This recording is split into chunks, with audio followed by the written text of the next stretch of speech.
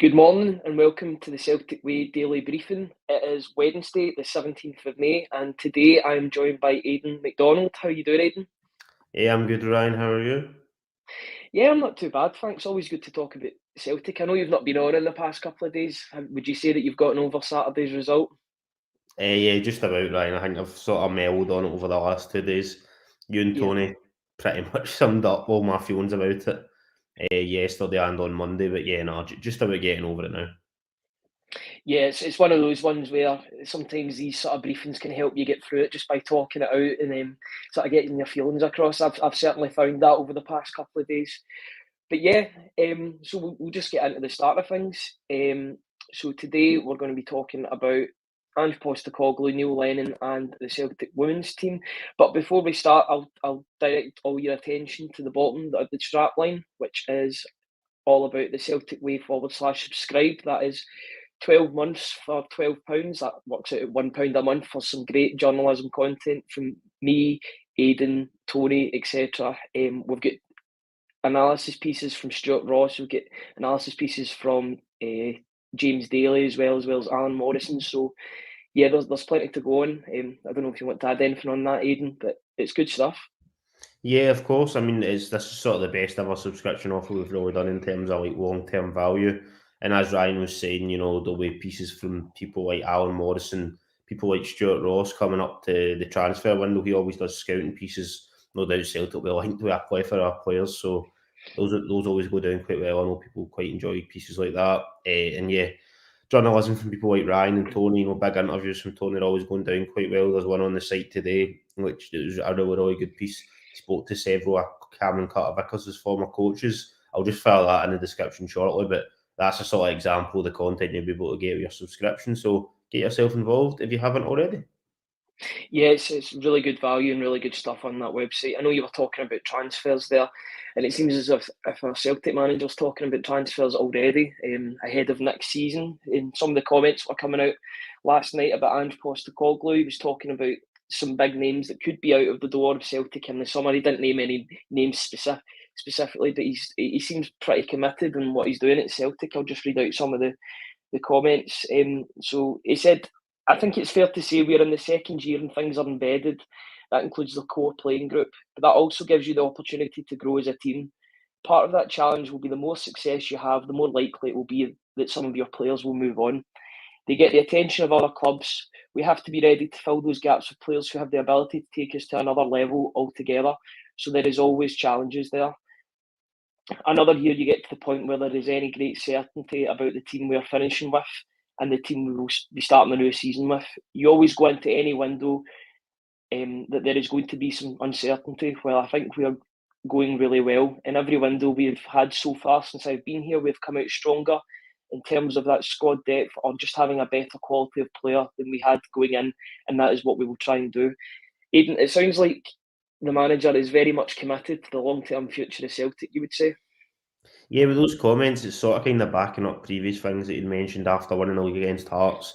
I think we discussed it at the time how Andrew was speaking as if he was in it for the long haul, and it looks like that is going to be the case. Obviously, when he's on the rolling contract, it's in the name, it does roll each year to year, so you just need to wait and see. But no, I don't have any sort of concerns at the moment. Hopefully, I'm not speaking too soon on it, but that Ange will be moving on anytime soon. And I think he's sort of, in terms of the squad, he's planning. I mean, the summer window, the way Ange's operated, the summer window's probably pretty much sorted, at least in terms of scouting targets, I would imagine. I know there'll be plenty of business to be done in terms of players in and out of the club, but probably the targets is already sorted, to be honest. And in terms of what Celtic might need in the summer, I know you did a piece that's on the site today, Ryan. I'm just putting in the comments now when it loads, talking about whether or not Celtic need to sort of bring in, I think the exact words were a midfield destroyer in Mm-hmm.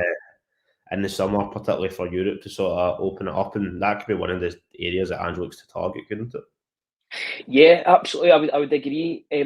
Now, anybody that knows anything about me knows that I absolutely love defensive midfielders. They know that it's my favourite position on the park. I think it's so important to the modern game and how a team operates in terms of both defensively and getting attacks sorted. So I feel like Celtic really do need that position sorted. If they already if they don't have that position sorted already in Iwata, now I know Iwata's been playing a sort of hybrid role. Ange Postecoglou called it that himself. He plays between a 6 and an 8. I know you couldn't really call him a number 7 because that makes him sound like a bit of a maverick sort of player, but he's playing as a sort of like centre mid in between the two.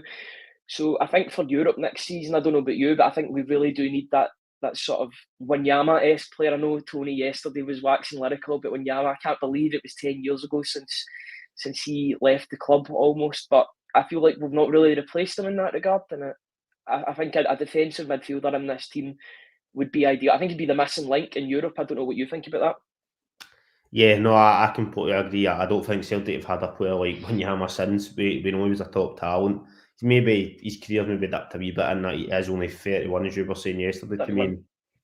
In the MLS, it does feel like he probably could be playing at a higher level. But, he was excellent at Southampton. He was probably arguably one of Spurs' best players when he first went there. So, no, a top talent, and I don't think Celtic have had a player like that. Football does develop, and not every team needs it. But I think for Celtic to go to the next stage, I'd be very interested to bring in a player of that sort of ilk. Because Wanyama, for all his physical attributes, which was probably in the end the thing that got him his move, he was a very good footballer as well, technically gifted. For somebody of that frame, he wasn't the quickest, but he was by no means the slowest either. He could get about the pitch. His passing was good. Lethal from set pieces. I always remember he scored a wonder goal against Hearts as well. Yeah. So a curler, and then I think for Spurs as well, he scored a belter at Anfield. So no, a phenomenal player. Probably one of the exception. Obviously, we know Van Dijk's went on to do well, but in terms of recent years, if you want to kind of put it within the last decade, when Yama's definitely up there in terms of somebody that came in, did well at Celtic, sold on for plenty of money. At the time, I think it was a record transfer fee for Celtic. Yeah. And then, went on to be successful. Just before we maybe touch on this more round, I just noticed people in the comments, it's Helen's birthday today. So happy birthday, Helen. I didn't see your comment when it first came in, but I picked it up now. So hope you're having a good day. Yeah, absolutely. Hope it's a really happy birthday to Helen. Yeah, I see Kay Matsu is saying that Caicedo is the epitome of that player for me. I would probably agree with that in terms of your Brighton sort of holding midfielder. I don't know if we can afford Moises Caicedo in the summer. I think he's would you sell every single asset, Ryan, including the stadium, and be able to afford him? But I think he signed his new deal in January, February time. I think he'll be going for about 75, 80 million. So I think that I don't think Michael Nicholson will be paying that amount of money. But I think if you look at that article that I wrote, the picture on it shows Casemiro and Rodri, two really good examples of modern holding midfielders, and they're not just good at defensive play; they're good at starting attacks as well. Casemiro scored a couple of headers. Rodri scored a couple of absolute thunderbolts in terms of goals. So it just shows that they're not just defensive players, but they can add to the attacking sort of thing. And I feel like if we were to get a player in that position, it would maybe free up Cal McGregor. I know Cal McGregor's been playing as that number 6 for the past 2-3 years, but if we were to get that, then maybe in the sort of prime of his career, he can play in a more central role and maybe contribute more in terms of goals and assists. Would you agree with that, Aidan? Absolutely. I mean, McGregor, particularly when sort of Scott Brown was also still in the team, under Brendan Rodgers, even under Neil Lennon, to be fair, the season that got disrupted by COVID, McGregor was a regular contributor in terms of not even just, his goals and assists, but expected assists were always quite high. He was always involved in creating opportunities, just those sort of long runs he could just go on, the sort of quick bursts of pace, which you still see sometimes, He's capable of leading that from the number 6 position, but the role doesn't really involve him having to score goals or assists the way he's playing for Celtic right now. That isn't really part of his job. So, of course, naturally, when he's got a lot of defensive work and other things to be doing, it's not going to become a priority for him to be banging in, a double-double every season. It'd be brilliant if he was able to go back to that, but it would need to be a very, very talented player to come in and put Callum McGregor out of that position. To be honest, Ryan, I think it would be. I don't think it would be like a sort of, young prospect that was coming in, maybe similar to Wanyama when he first came in. I don't think it'd be somebody of that age. I think it would probably need to be an established individual that maybe as somebody Celtic go out and break their transfer record on, without going into specific players or anything. But I think it would need to be that sort of level of signing in that sort of, not necessarily a name, but that level of player, relatively experienced. maybe mid-20s or something.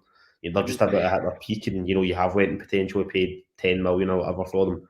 There'll probably be a debate about whether or not Celtic will ever do that, but that for me, just because of the role McGregor plays, I think that's what it would take. Yeah, absolutely agree. I think in that sort of investment, if we were to do that, you speculate to accumulate with these sort of players. I think the proof is in the pudding.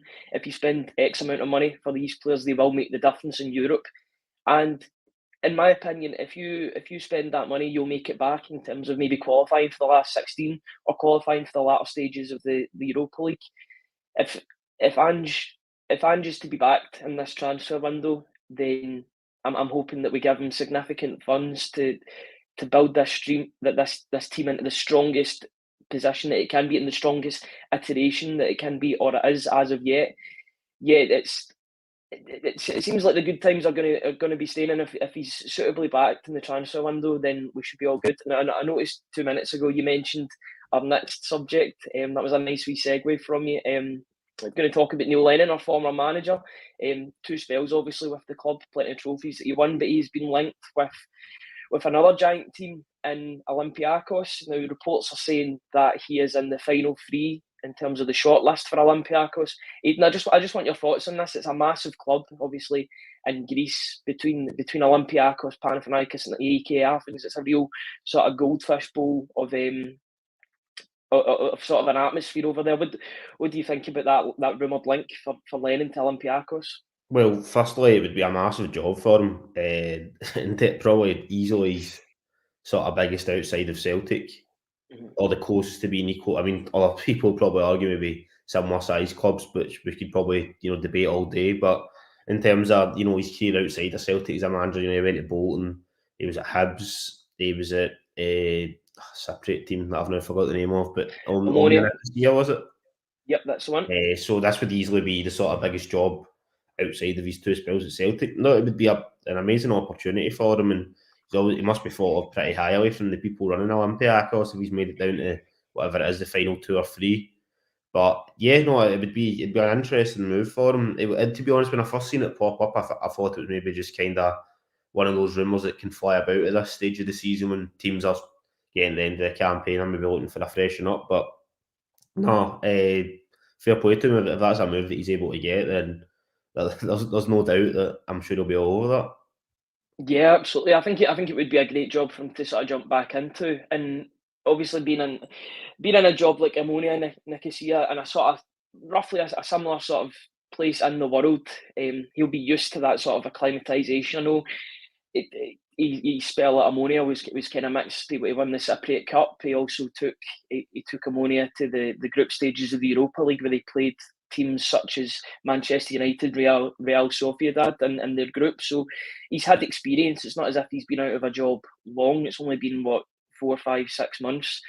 I seen also that there was just a rumour online, but he was maybe getting linked with Queen's Park Rangers as well. I don't know how I would feel about Neil Lennon managing a team called Rangers, but it's these sort of moves. He needs to get back into the swing of things. I don't know about you, but I thought he would be linked with more jobs in Scotland. Maybe, I know before Barry Robson got the Aberdeen job, I thought he'd maybe be linked with that vacancy. And then there was rumours of maybe the Hibs vacancy being available again, but Lee Johnston's managed to sort of steer that ship back to safety or back to a respectable position.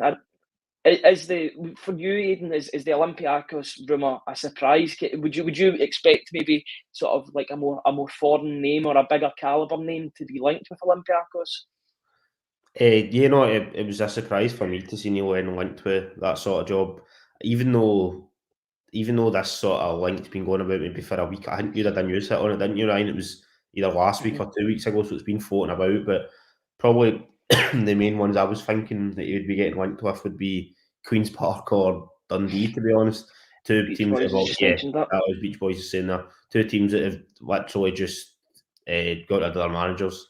Whether or not they've left or been sacked is up for debate, particularly with the Dundee one. So maybe not speculate on that too much. But that was the sort of ones. I mean, he still could be if he doesn't get the Olympiacos job, and these jobs aren't filled in the sort of next few weeks. I'd imagine he wins and he will be getting floated about. He's got experience obviously in the Championship as a manager as well. He guided Hibs up. I think it was the first time asking. So yeah, he's obviously got plenty of experience in Scottish football as a player and a manager. 3 separate spells across, 2 at Celtic, 1 at Hibs. Played in the league for whatever it was, 7 seasons. So yeah, I'd imagine that if he's not getting the Olympiacos job, then one of those two or a job like that will be the sort of one that he'll potentially be interested in. But I'm sure he is wanting to get back in. You've seen him. I know I think he was at Thistle watching the MV Queen's partner. I believe his son's involved, and I don't know if he was on the bench for that game, but his son is involved in the Partick Thistle youth team / B team.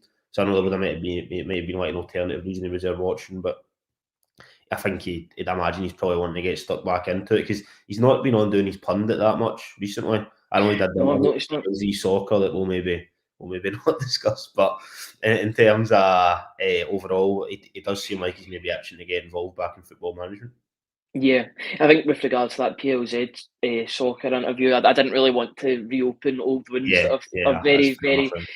very firmly closed now. We're in the good times with Ange Postecoglou, and long may that continue. Talking about good times, I feel like we need to talk about the Celtic women's team in terms of good times. We're heading into the last game of the season for the Celtic women's team. Fran Alonso's had a great season so far. Still in with a chance of winning a double this season, and the Celtic women will be back at Celtic Park on Sunday at 4:10. Myself, I'll be heading along to this game as part of the Celtic Way. I'm really looking forward to it. Aidan, I don't know if you're making it along, but I'm sure you'll be watching regardless. Yeah, no, I'm going to be going, definitely. I'm really looking forward to it. I was at the Glasgow City game and it was a really good night. And it's really exciting. 3 teams are going for the league in the last day. Rangers and Glasgow City, 2 of those teams are playing each other. It could go a multitude of ways. I think there's been quite a few good graphics about it online, and I did an article on the website last week basically explaining all the sort of ways in which the season could turn out. Now that was before the games that happened at the weekend. Obviously, Rangers, Glasgow City, and Celtic all won in terms of the results, and I think Rangers now that they're a goal better off than Celtic, so Celtic have actually dropped down to 3rd, but they're still heavy on points, and they've both got much better goal difference than Glasgow City. So I think it's feasible that if Rangers were to beat Glasgow City at the weekend, you'd imagine they're probably not going to beat them by lots of goals because, as we know, they're a very good team, Glasgow City. And if Celtic are to then play Hearts, there could be a chance to get a few goals there. So I think they've got a really good chance of winning it, to be honest. Now, people might say the most likely outcome is Glasgow City just beating Rangers and then they win the league. That's all they need to do. And look, that could happen. They're a good team. Before Rangers went undefeated last season, they'd won it, whatever it was, 11 out of the previous 12 years. So obviously a top side, but I reckon that there's a really good chance that Fran Alonso's team might get the job done in Ryan. And I know people online are talking about the ticket sales. It's looking really positive. Definitely, I think they're going to beat that record of 9,500 by the looks of it. Yeah, I mean, when I was getting my ticket sorted out yesterday, I noticed that it was only maybe the front 4 sort of sections of the main stand, and then when I clicked on about 20 minutes later, all of a sudden you seen where the Celtic end is going to be placed. So it was getting busier and busier. And then I looked later on at night, and there was parts of the upper stand that were starting to sell. So it really does look as if there's going to be a really good turnout for the women's team, which is absolutely brilliant. I think everything's working in its favour. It's a Sunday. There's not any other games on that day in terms of clashes with Celtic games. So anybody that can go along should go along. With the Celtic, it's obviously on the season ticket, so you'll get a free ticket. All you need to do is pay for a booking fee, which is nothing. It's £1.50. It's nothing in the grand scheme of things. And it looks like it'll be a really good attendance. Let's hope they can beat that record that they set last week. I think they will, because of everything that's on the line. As you said, it's a three-way title race going into the last day of the season. Why not get involved? You know what I mean? I'm really looking forward to it, and I know you are too. I just imagine what the scenes will be like if Fran Alonso was to lift the trophy. I'm sure that would be quite mental. Would you agree, Aidan? I mean, given how he celebrated after the Glasgow City game, I can only imagine what he'll do if Celtic actually win the WPL. But no, it would be a phenomenal achievement. And given when obviously Celtic lost to Rangers a few weeks ago, I kind of felt like it was dead and buried in terms of the league season, and it was all going to be about the Scottish Cup. So obviously since then, beating Glasgow City, that's kind of put them back in it. But it's going to be it's going to be a really nice day, hopefully, and I think regardless of the result in the end, it will be really positive, for women's football. A decent crowd at Celtic Park. I know Rangers are playing Glasgow City at Ibrox, so I'd imagine it will be a decent crowd there as well. So, yeah, no, it's really exciting that it's going to the last day, and I would definitely, particularly season ticket holders, as Ryan's saying, it's free. I think £1.50 booking fee. So, it's pretty good. I think Adidas are subsidising it as far as I'm aware for this game. So that gives people the opportunity to sort of buy tickets or maybe, get tickets and pass it on. I believe tickets are also available even if you're not a season ticket holder. I think it's like a fiver or something like that, and then under I think it's 16s a are bit. free.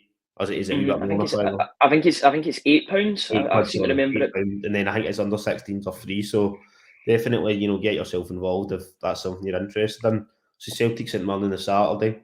Hopefully, back to winning ways. That'll be the first game back at Parkhead since Celtic have clinched the league. So that should be a good occasion. And then potentially another league win the next day. So you can't complain that with Ryan. It's all positive at the moment.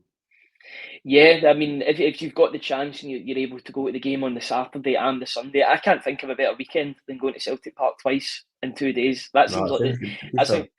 that sounds like the dream for me. That's what you think about all the times during lockdown and COVID when we couldn't even get out of the house, and now we've got these opportunities to go twice at the weekend to support two different versions of Celtic, but they're still the same at the end of the day. It's two iterations, but still going for the same thing. Still going for success. Success is in their DNA, regardless of what group of players are on the park.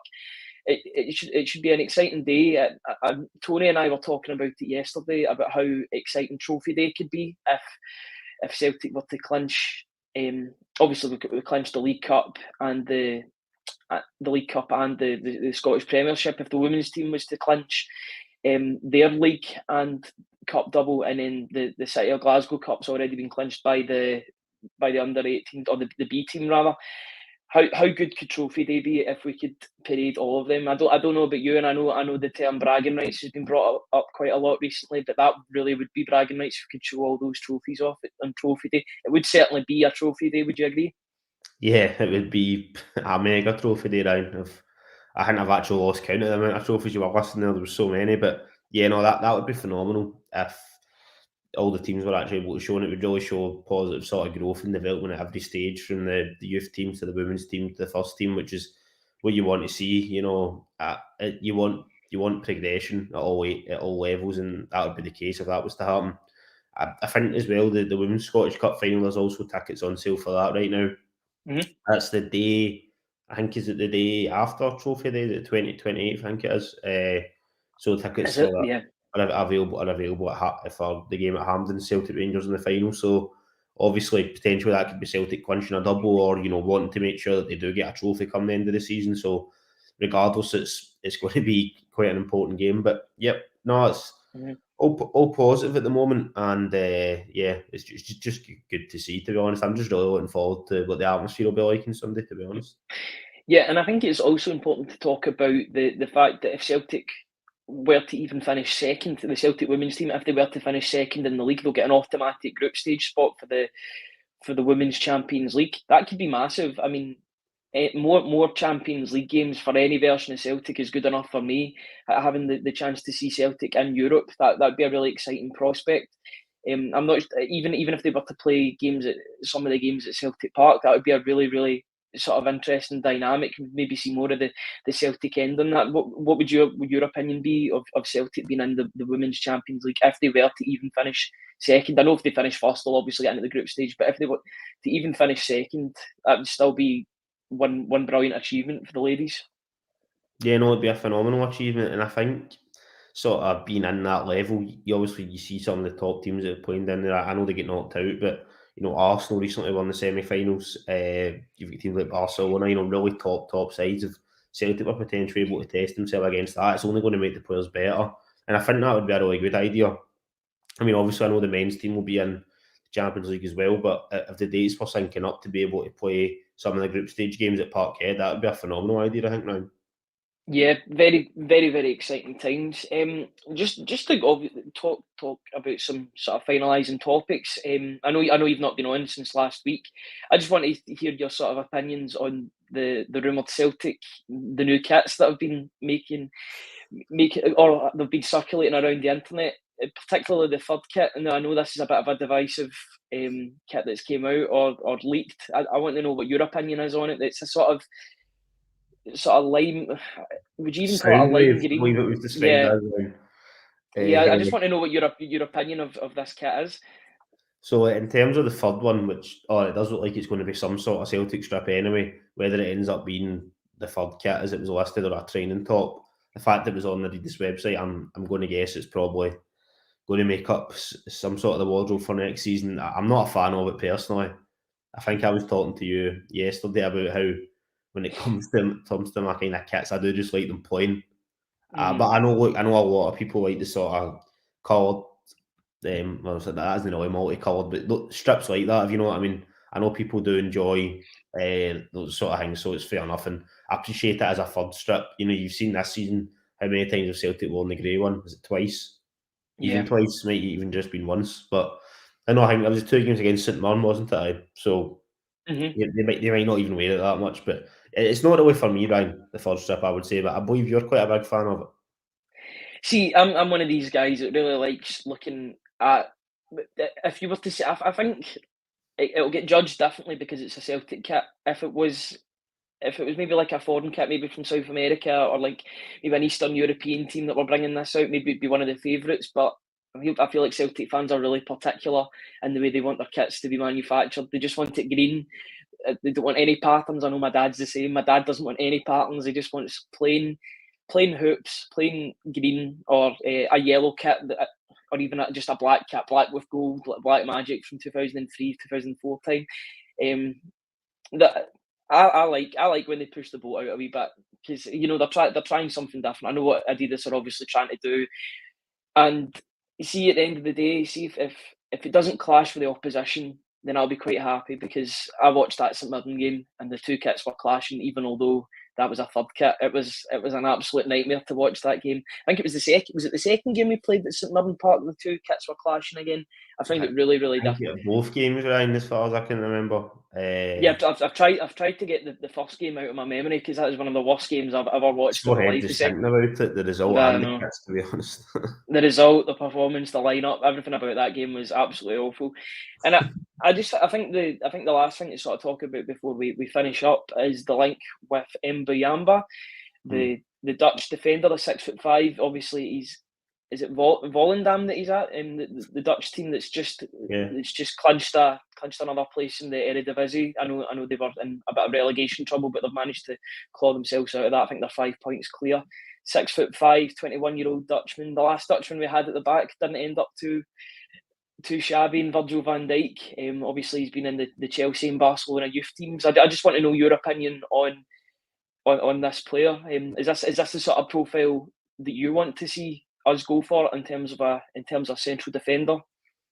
Absolutely, to be honest. I mean, I know a lot of people, me included, have fallen victim to the old YouTube/Twitter compilations over the years for players, but having a wee look at him on Y-Scout, even he looks quite a positive player. I can see why he's got attributes that Ange would like. The fact he's been playing in the Eredivisie, probably a league that is definitely stronger than Scotland.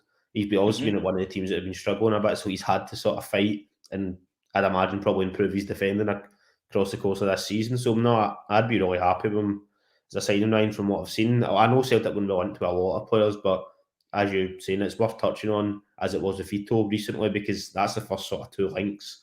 Kind of, they're a wee bit more isolated before the transfer window opens, and it's like 8-9 players are getting linked every single day. But no, on the sort of small things that I've seen in terms of his data and in terms of sort of clips and that, it looks like it could be a positive signing. And what I like, as I've seen with most of the players that Ange's brought in, when you've kind of had a wee look at them, you can see why he's bringing them in. You're not going, but probably with the exceptions of looking back at maybe somebody like James McCarthy, which we don't need to go into. It's been discussed to death at this stage. You can see what he would bring to the Ange team, and you can see how he would fit into the system, what his attributes would be, which is how it should be with transfers. But in the past, maybe you have signed players, and sometimes they do work out, even if you get reservations about them, but you don't know exactly how they're going to maybe improve or affect the team. But it's clear to see that he has plenty of things about his game that Ange would like. Yeah, and I've heard people talk about, obviously since Saturday, we all know that Kobayashi did struggle in that game Yeah, against Rangers. But it was his first experience of a Glasgow derby at Ibrox, so I'm prepared to sort of give him the benefit of the doubt. I've yeah, I'm seen the enough same. in I'm him, the and same.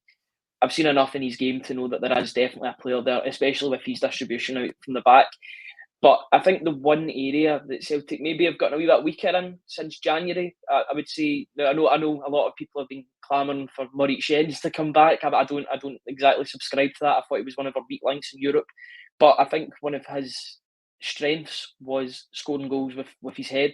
He was a good header of the ball. We've seen that a number of times in the opening couple of weeks. I know he scored with an overhead kick as well at Rugby Park, but he was good. He was a good header of the ball.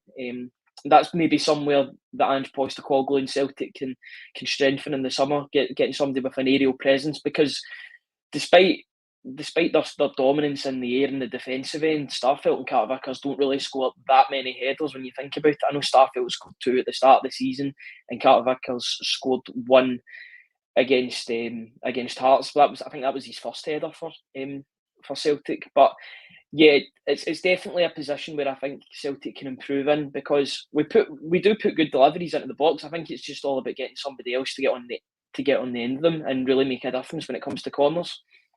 Yeah, I think Celtic they need more of a sort of threat. It's maybe sounding like a basic thing to say, but a threat from set pieces, because this season, as you're saying, Carter, because that was his first head, he did get a few goals last season, but they weren't with his head, and it just gives you another dynamic. I think particularly in Europe, it's your chances can be limited sometimes. So if you're getting half decent corners in from Jota, Matt O'Reilly, Abada, you want somebody who's going to be able to just fling themselves at it. To be honest, and I think Celtic are maybe lacking that. I think Starfelt got a couple of headers this season. Now we get one And against yeah, Dundee United, but it's been a while, and somebody like Kyogo isn't going to score lots of headers. It's just not really his game. I know he obviously scored from a corner against Hibs, but I think it is limited in terms of Celtic's aerial threat at times, depending on who's playing. And that would definitely be something that I would be hoping they could maybe try and improve on in the summer round. yeah, absolutely. Yeah, I think it says a lot that one of our best headers of the ball at the moment is Jota. That just shouldn't be the case. He scored Yeah, a it couple of doesn't look headers like this somebody season. should be head on the ball, does it? No, I think that's a very underrated part of his game, I would say. But you know what? As long as he's putting the ball back in the back of the net, then I don't really care who's heading them. As long as we're getting wins and we're getting goals on the board. But I think 32 minutes that'll do us for today. That was a good Celtic Way morning briefing. Like we talked about earlier on, if you just look at the bottom of the strap line, if you visit celticway.co.uk/subscribe, you can subscribe to the Celtic Way, £12 for 12 months, to support top quality journalism. You'll see articles from me, you'll see articles from Aidan, analysis pieces from Stuart, from James, and yeah, it's really really good stuff. And for 12 months, if you pay the £12, and that's you sorted until this time next season, so you're sorted for all your Celtic fix. But what's left for me to say is thank you very much, Eden, for joining me. Thanks very much, Ryan. Cheers. Just before we jump off, I just Mhm. put in the chat, as you were also saying about Joko James there, he had a piece just talking about sort of mistakes Celtic kind of want to avoid repeating in terms of sort of recent trends, and not really from this season, more from recent seasons when you're on top, to make sure that you continue to invest, as we've been discussing. I don't think there's any doubt that Ange will be going back into the transfer market, but he was just looking at how important that is based off other campaigns where maybe Celtic didn't build from a position of strength. So just wanted to throw that in the chat before we finished up. Yeah, I mean, and just talking about that, I think it's all about being proactive instead of reactive in terms of things like that. And we've learned. I hope that we've learned our lessons from previous seasons, that we'll strengthen in a position of strength rather than strengthening when we have to. But yeah, that is a really good piece from Joko James. So check that out. It's in the comments. But thank you very much, Eden, for joining me. We'll be back tomorrow for talking more about the latest Celtic developments. But thank you very much to everyone for getting involved. And we'll see you all tomorrow. Thank you very much. Cheers, guys.